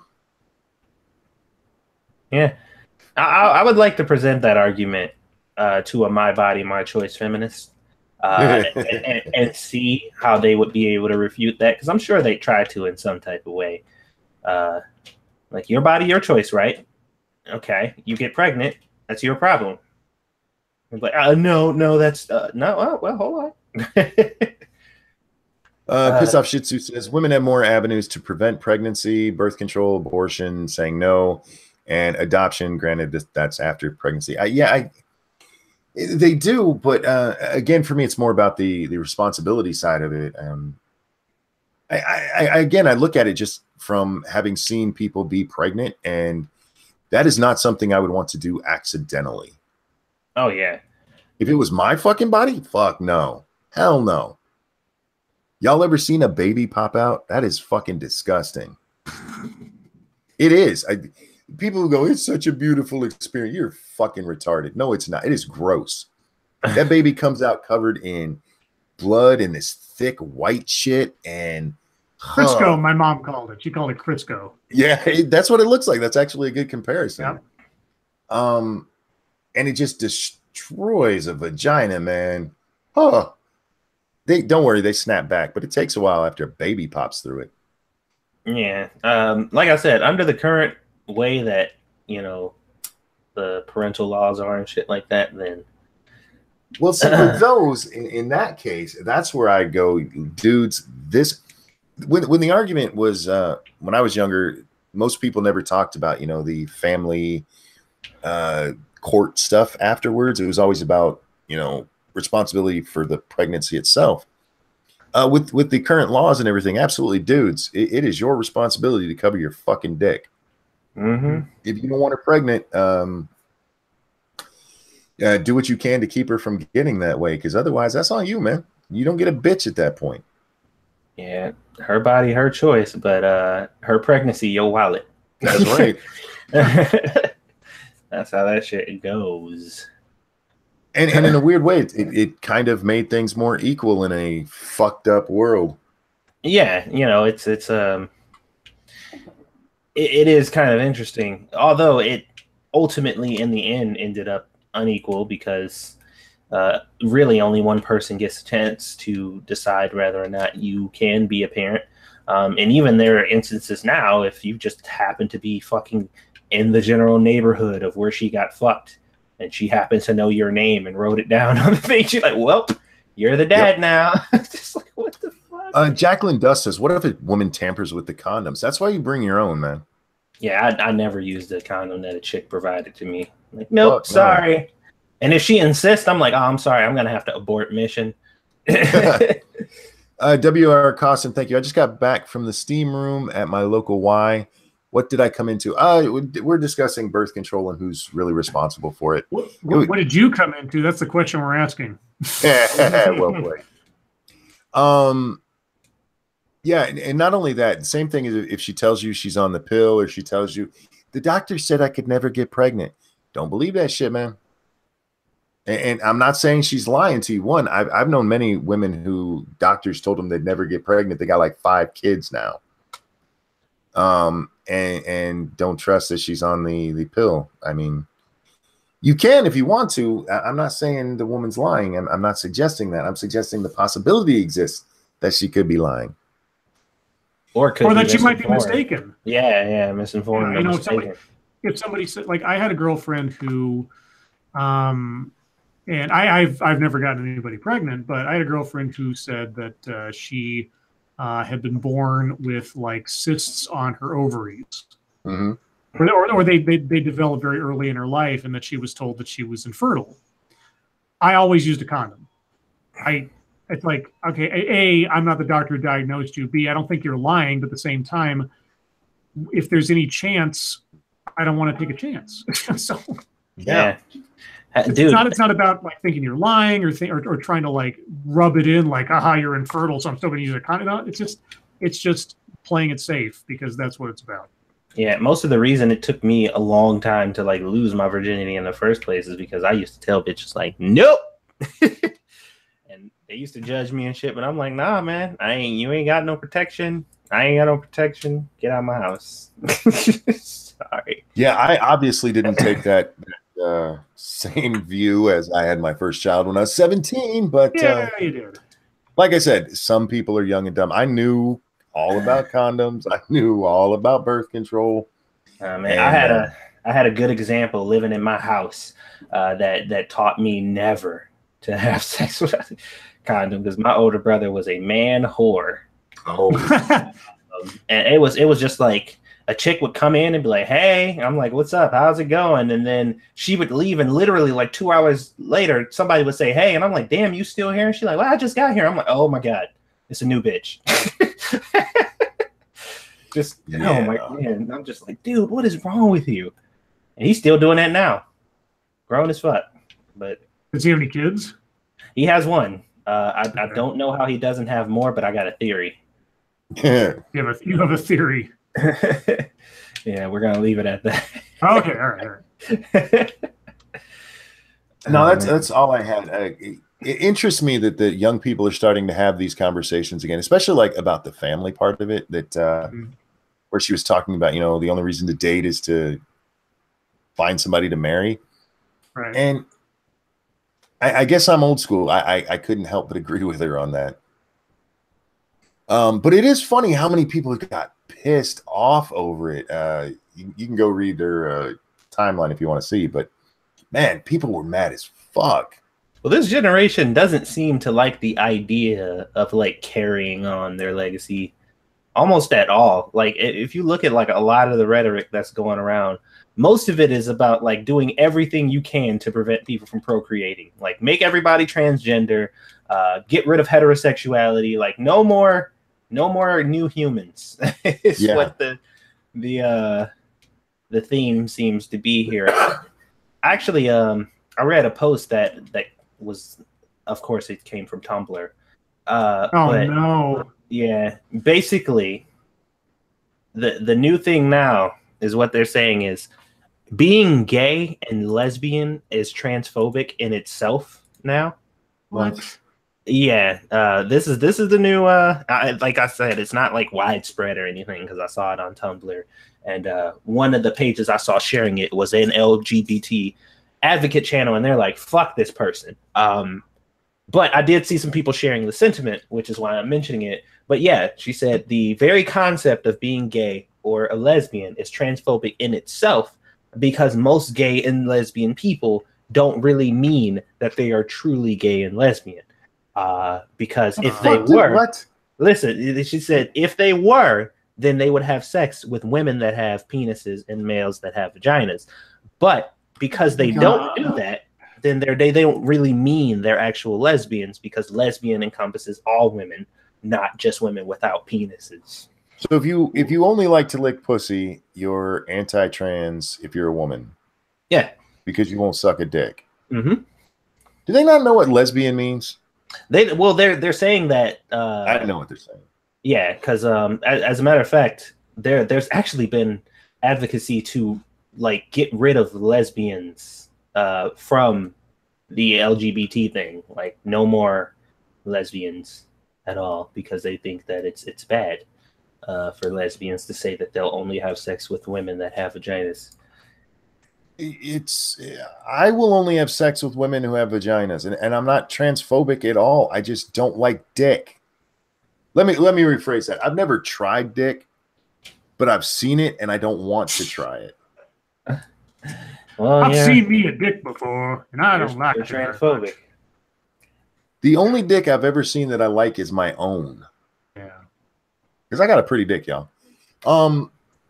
Yeah, that's fucking retarded. It's just fucking retarded. I'm so tired of this. And you know what? I'm sorry, trans folks.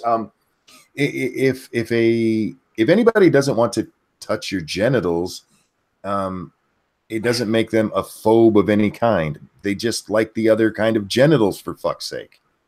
Yeah. So, and basically, the last statement that was in there is they said pretty much the only valid genders should be pansexual or cissex or some shit like that, like cissex. I don't know what the fuck that cissex. That would be us. I have no. Yeah, I guess. Oh, cisgendered or whatever. Yeah. Okay. Yeah, they said that's it. If it ain't pansexual or the other, then it's exclusionary of trans people, and it needs to. Thank God Lando's safe. Thank you, Kingslayer Damocles. Watch Unpopular Opinions 24 at about minute 44. Okay, I'll write that down. Unpopular Opinions 24. What channel is that on? Is that the name of the channel? Anyway, guys, that is going to bring us to the end of our deep topic time. I mean, we may still continue talking about it, but we're close enough to the bottom of the hour that it is your time. Questions, comments, concerns, criticisms, crusty crabs, whatever you got to share with us, share it now. We'll do our best to, what's the word I'm looking for? Answer. Sorry, I'm writing as I'm trying to talk. He doesn't know what he's saying. There we go. Did you see Dave Cullen's video about delete Art 13? Apparently, if it goes through, they will make people pay a fee to link to sources. It's going to be passed in a month. That's from Backscan. No. I haven't. What? Make people pay a fee to link to sources. Is this the thing going on in the UK where that I saw a few people talking about it, where they're basically getting rid of the idea of free use? Fair use of articles and things. Yeah. Ranting Monkey, why am I the only one active in your server? Well, because everybody else who was active in my server got tired of me not showing up, so they went and made their own. They go by Minions of the Zoo now. So, Monkey, are you ignoring Bear, or did you not see what he said? I was just about to read it. Bear says, I have a criticism. Monkey said he doesn't like my dick when he loves my fat cock. Well, your rooster's a completely different issue, Bear. Indeed. What's your rooster got to do with your little dick, man? Oh goddamn devil fruit. Are incels hand sexual? Well played. Well, on the LGBT thing, I never quite understood why the T was in there, because transgender isn't a sexual orientation. Nope. That one always confused me, because I thought you could be a trans woman but like women, and vice versa. It's not determinative of your sexual orientation just by the nature of what it is. So I never quite understood why that was grouped in. Inclusivity. I guess, but I mean, yeah, just whatever. Ebony Williams says, I have a badly chipped tooth. Would it be cheaper to get it pulled? It would be cheaper, but check with your dentist. It might not be that much more expensive to get it fixed. Depends on how fucked up it is. Random American asks, if I use a bunch of guys who can't find women to fill the gaps in my walls, would that be insulation? Insulation. I read that wrong. Thank you. Insulation. You guys are on a roll tonight. What else do we have here? Yikes. Don't forget to come by the server tonight, Random. We got to get them boxes cleaned up. I like having somebody else doing that instead of me. Excuse me. What else do we have going on here? Oh man. RJ, that they're having a conversation in here too, which is fine, guys. It just sometimes throws me off because I'm not sure what's going on. Jean-Pierre says traps and trannies are the same thing. Changed my mind. Not all trannies don't tell you that they have the wrong genitals that you're looking for. Am I a certain phobe if I'm not interested in sex much at all? A phobe? No. You're I'm not sure fearful of sex, but that doesn't make you like necessarily judgmental of people. Yeah. In all seriousness, if it's a psychological thing or whether it's a physical thing, you should have a healthy sex drive, and you should talk to your doctor about that. Mm-hmm. What else do we have here? RJ says, Ranting Monkey, with the EU tried eliminating fair use, should social justice be considered a crime now, since Article 13 will destroy the internet and be a European version of Ajit Pai? What is Ajit Pai? Ajit Pai? But isn't that the guy that runs the FCC? Oh, is it? Oh, okay. I haven't really read about this whole EU thing. I'll have to look into it more before I can talk about it, guys. Sorry. Do you guys know anything about it? Not off the top of my head, no. Not that I could speak about anyway. Yeah, like I said, I just saw it briefly mentioned in a couple of places, so I'm not educated, guys. And while I'm not above talking out of my ass, I do try not to. I got a couple questions here for me. Will you attend E3? No, I am broke. What is E3 and what does the E stand for? It's called E3 because it's 3 E's. It's Electronic Entertainment Expo.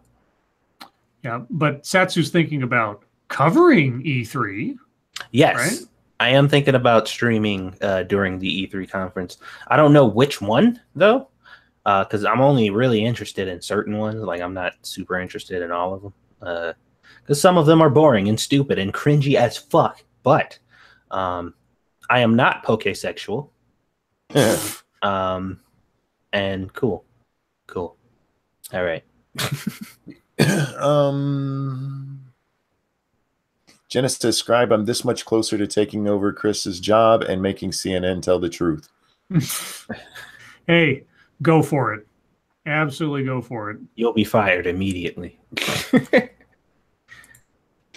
Blind Press says, my kid wants to be a Voltron lion. Does that mean he's trans species? No, it means your kid is cool as fuck.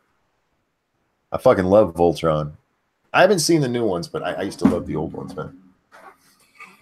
Excuse me. Magister says, have any of you played through Subnautica? Thoughts? I played very little of it. I do own it. I played more. I played too long where I couldn't return it, if that counts for anything. I can't do it. it is a little bit too repetitive even for me. Me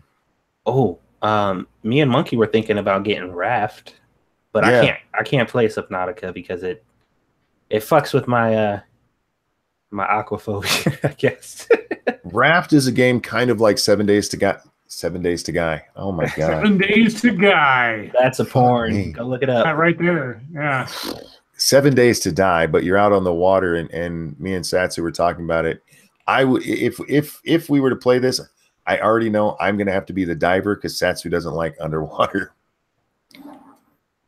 Which is fine, because then he can stay up top and build shit. Whoa, what is this real? I'm sorry. I just saw something. I think it was like in the Twitter mentions, like when you pop it up and they have like the Twitter news that they put in front of you before you get to the other shit. Uh-huh. Oh, this is from 2016 though.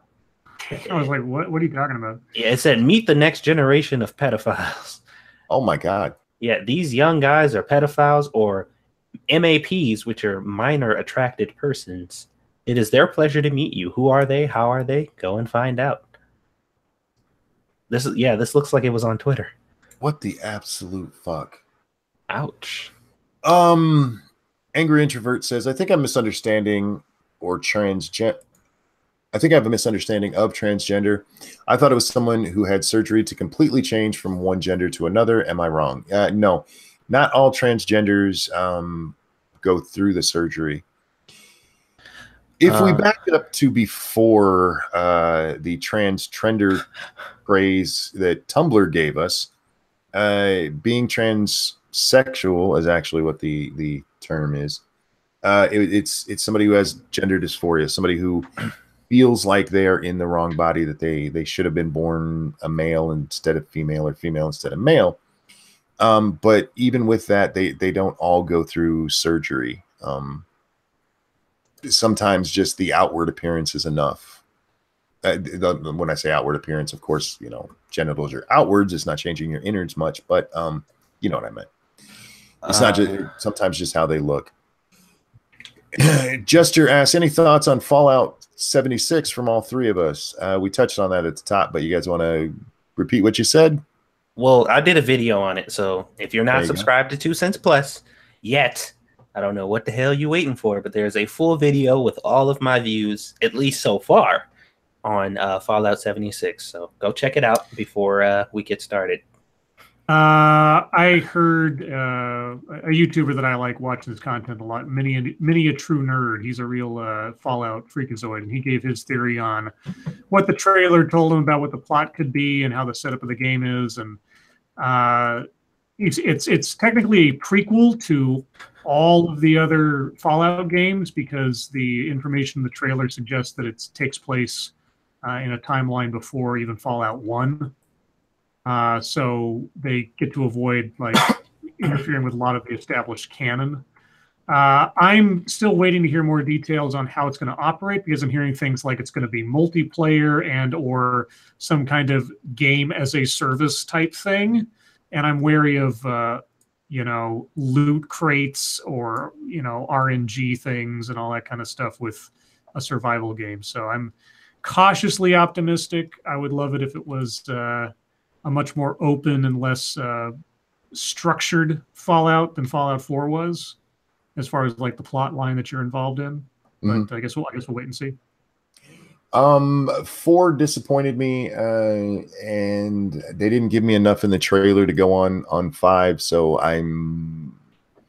that's the thing. It's not necessarily 5. Like a lot of people saying this is sort of like a supplemental. Sure. It's sort of like 4.5 kind of thing. Kind of like New Vegas was. Sort of, yeah. That's what I'm hearing. But I don't know. Like I say, we'll presumably we'll hear more at E3. So, thank you, Gregory Hurst. Monkey and Satsu and 7 gays per guy. Damn it! Fucking slip of the tongue there. Slip of the tongue, you say? You like that, right? They're gonna make that be the name of our stream now. Pincalo says, Ranting Monkey, they have the sword and mask on Amazon for like $10. What, the Voltron one? That would be awesome. And I'll form the head. Yes. My favorite line. Monkey, FYI, I've been working on a chimp change banner for our streams. Oh, cool. Yeah. So, also, did you guys see the new banner I made for 2 Cents Plus? I have not yet.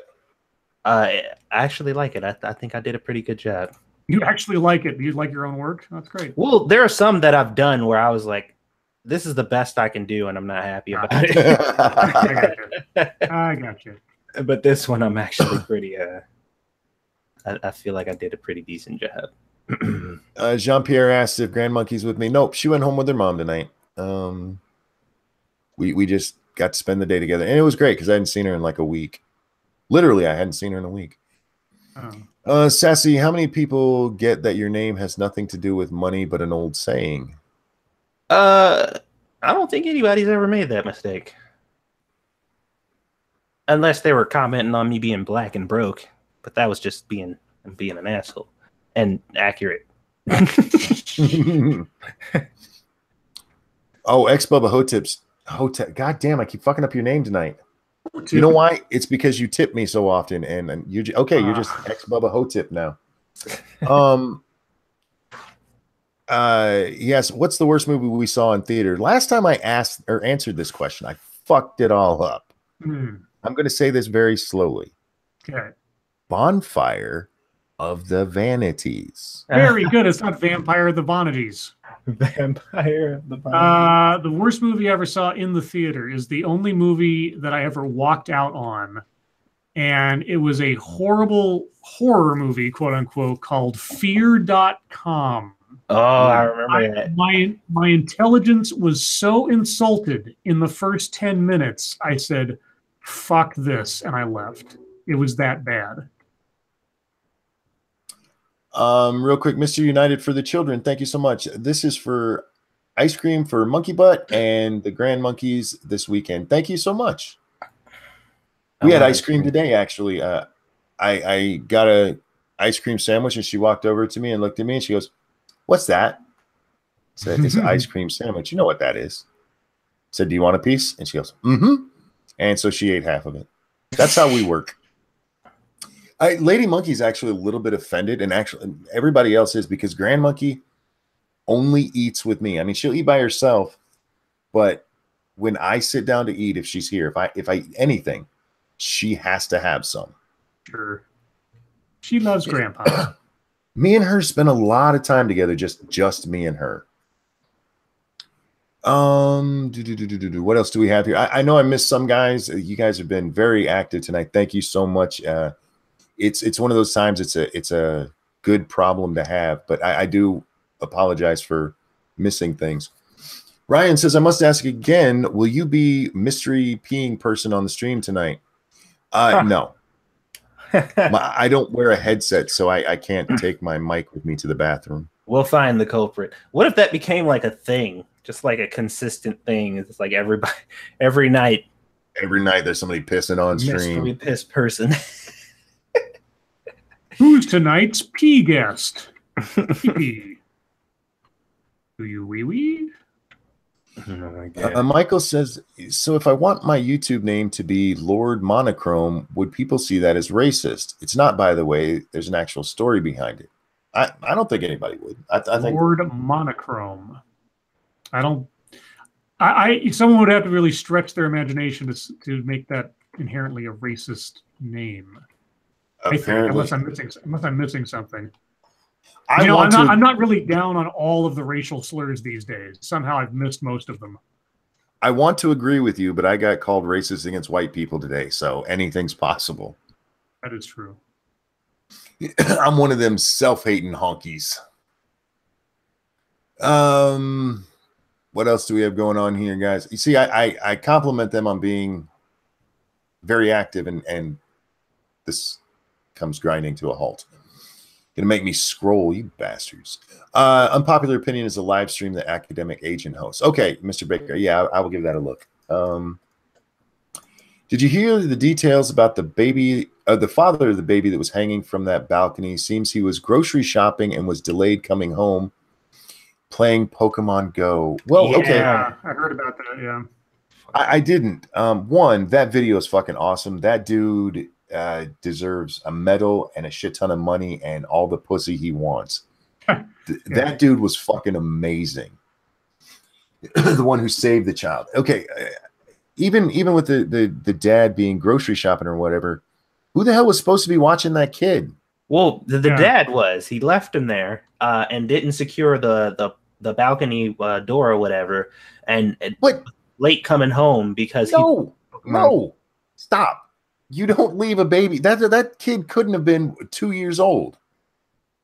You can't leave a baby that young home with or without the door closed. Well, I'm just saying, like, he wasn't supposed to at all, but that's how it happened. I'm just like, Monkey. really? You was playing Pokemon Go? Jesus Christ. Ryan asked, did you see Data's video he tried sending you? I haven't watched it yet. I do have it, but I haven't had a chance to actually watch it.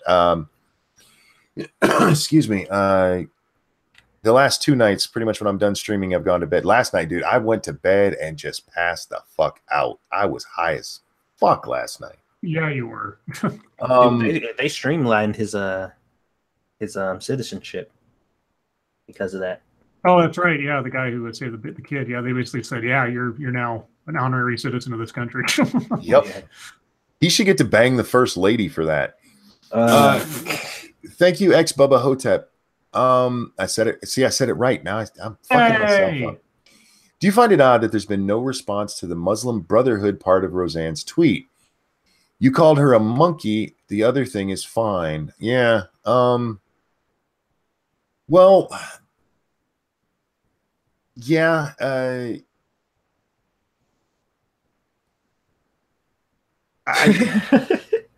Well, then he's got a point there because there hasn't been a huge backlash to that part of it.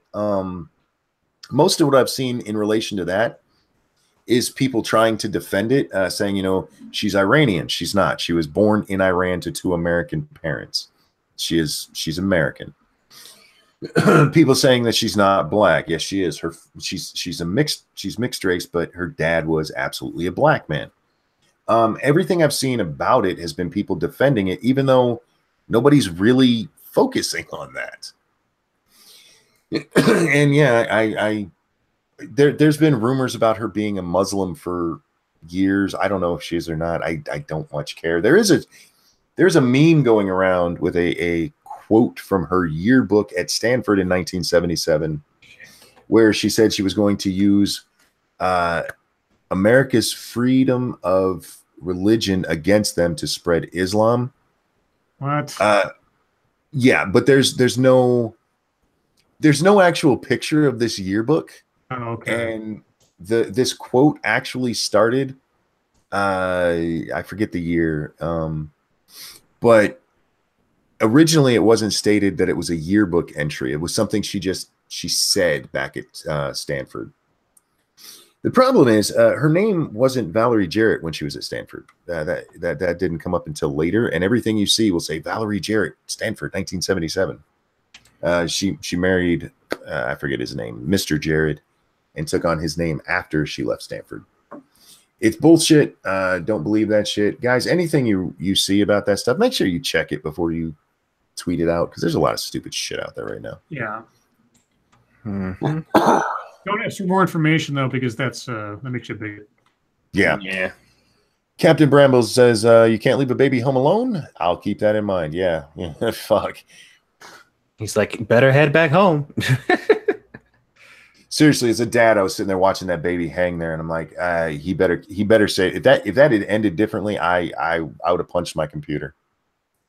That dude is a fucking hero. Oh, because it is true in the post, she looks like a monkey. Guys, I've mentioned many times, I've used the moniker monkey because I kind of resemble one. Not in my face. I'm a very pretty man, but I'm definitely built like a fucking monkey. Oh, let's see. That baby is tough too. It fell from 2 stories above the rail he was on. I didn't know that part of the story. Go baby. Yeah, he had already fell and somehow still latched on. That little fucker was holding on for dear life. Yeah, boy.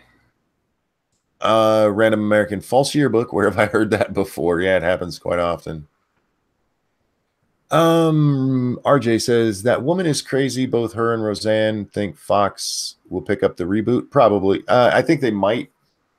With some of the comments coming from other actors on the show. I don't know if they can get everybody back though. Yeah. Yeah, because some people are like, I don't want to fucking work with her. Like, even if you bring it back. I think Fox would absolutely be willing to do it. But they don't really need to. They have Last Man Standing right now, don't they? Oh, it'd just be another one they'd add on there, sure. Yeah, but they don't have to. If Fox had Tim Allen and Roseanne on their network, they'd be more ABC than ABC at this point. True, yes. Scribe Light, why are you not reading my cinematography questions? Yes, Scribe. Well, because reading the questions is the host's prerogative most of the time. I have a question for you guys. No. We have a short break here real quick. Did you guys see the new Spawn's being made again? Yes, and that apparently Jamie Foxx is going to be playing Spawn. Yeah, and McFarlane himself is going to be directing. Yeah, how many movies has McFarlane directed in the past? All he's ever made is shorts. Yeah. And I saw a lot of people bitching, oh, I don't know if Jamie Foxx is right for this. I don't have a problem with Jamie Foxx in it. To me, McFarlane directing is a much bigger question mark. Man. Yes, that is like, I mean, okay. Jamie Foxx is an Academy Award-winning actor. Okay, and now that doesn't mean anything because he played Electro, and that was stupid and sucked. So him playing Spawn is as much of a wild card as him playing any role. I think his voice is way too high for Spawn. Well, you know, when he becomes Spawn, when he's actually, you know, they're gonna modulate that to make him sound a little bit more demonic anyway. So I'm not worried about that. But yeah, McFarlane, that guy's ego knows no bounds. That, I mean, I think he's funding it himself. Is that right? I didn't read that part. Or like the funding primarily came from his own. Anyway, yeah, McFarlane's acting chops are the only thing that I'll be questioning about. But then, you know, Rob Zombie, the Devil's shit. What am I suddenly forgetting the name of the movie? Fuck. Anyway, the sequel to House of a Thousand Corpses, which I'm suddenly misremembering for some reason right now, was an excellent film. And Rob Zombie's a rock star and not a director per se, but he did a great job. So people can surprise me. But Devil's Rejects, sorry. I don't.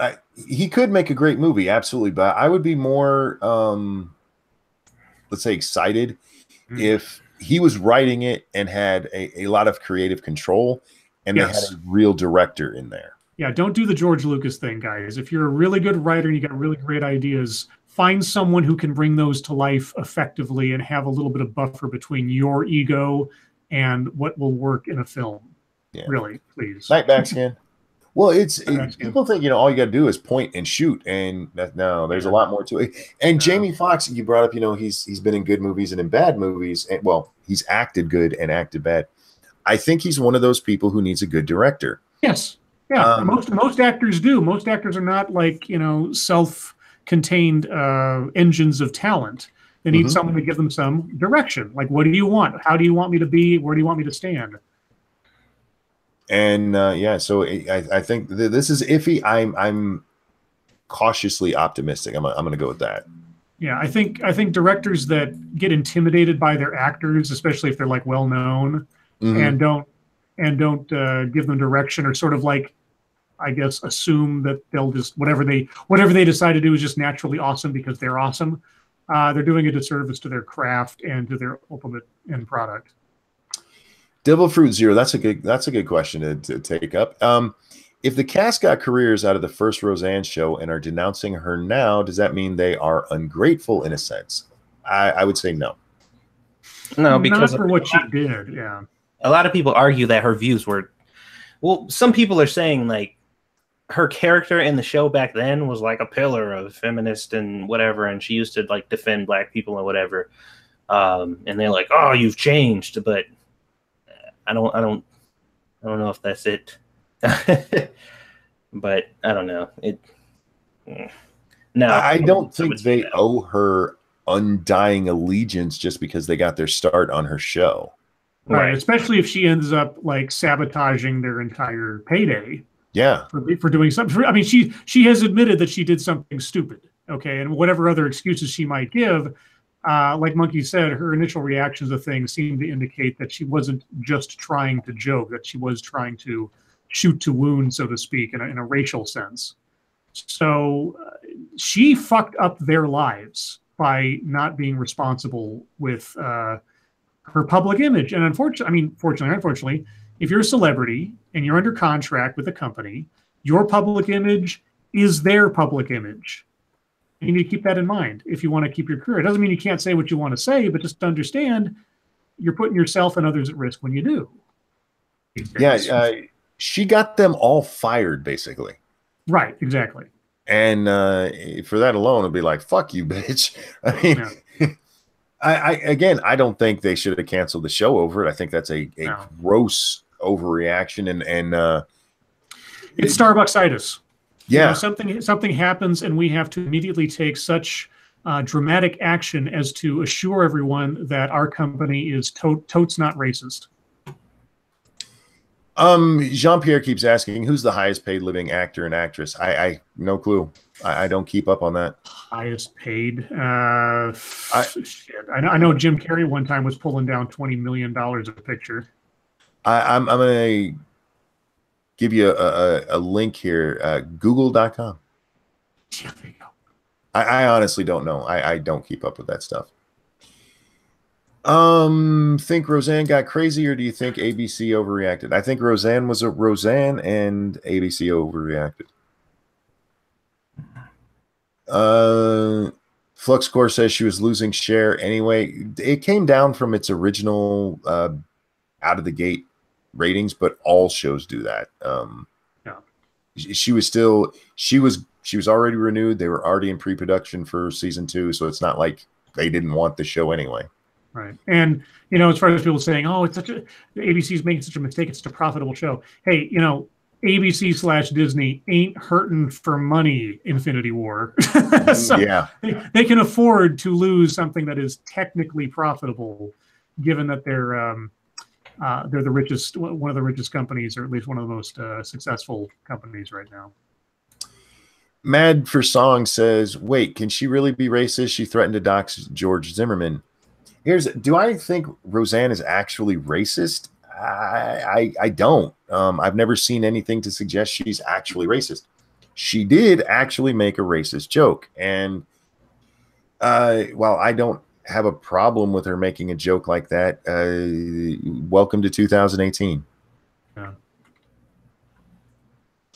Let's see. I might regret posting this meme, but I think I'm gonna do it anyway. What are you posting? Uh-oh. Hold on. With that kind of snicker, I can only imagine. I'm gonna share it to you guys. So go ahead and continue. I'm finishing it up. Monk says, which is why Disney can afford to lay a turd like Solo. Solo's still going to make money. I mean, it's still going to come on top. I don't know that it'll make back all the money they've spent on production, because they, like I said the other night, they've effectively made the movie twice, and marketing and everything else. You know, it's not going to hurt them if it doesn't at least break even ultimately, because they've got plenty of money as it is. But I think this will turn out to be one of the least successful, if not the least successful, Star Wars project to date. What the hell? I just saw the picture that Jordan made. I haven't seen Twitter recently.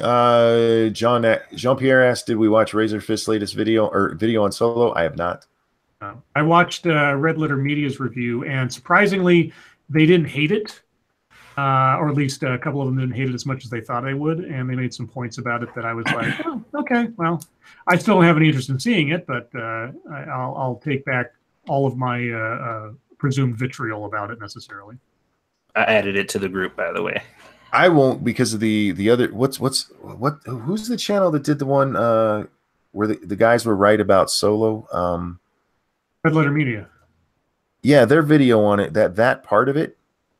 Yeah, they guessed it all. Yeah, and the stuff they guessed is absolutely ludicrous. And yeah, fuck it.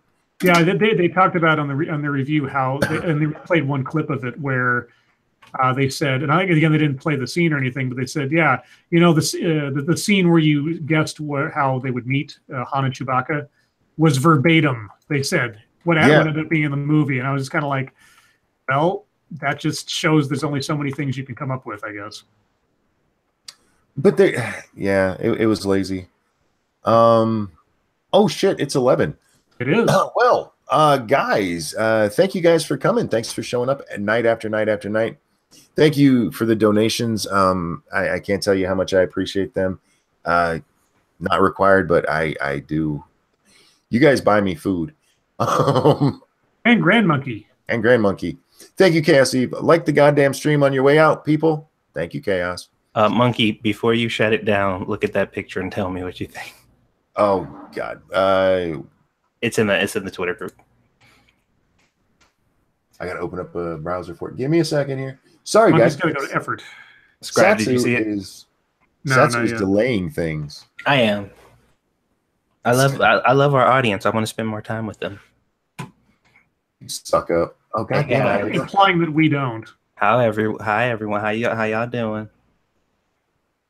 I couldn't bear leaving you guys, so I needed to buy some time so I can express my undying love for all of you. Well, most of you. Let's see. Oh, dear God. Oh, for fuck's sake. Wow. Yeah. Nice. Chippendales. There you go. Anyways, yes, we are going to be playing 7 Days to Die after this. Jump to my Discord, Satsu's Discord, or watch Twitter because it'll be linked there too. We'll tell you how to get into the server if you'd like to play with us, or you could just watch along over there on 2 cents plus. Scribe, Satsu, a pleasure as always, and I mean that sincerely. Everyone, your life makes me sad. We'll see you next time. Bye, guys. Bye, everyone. I love you so much. Suck up.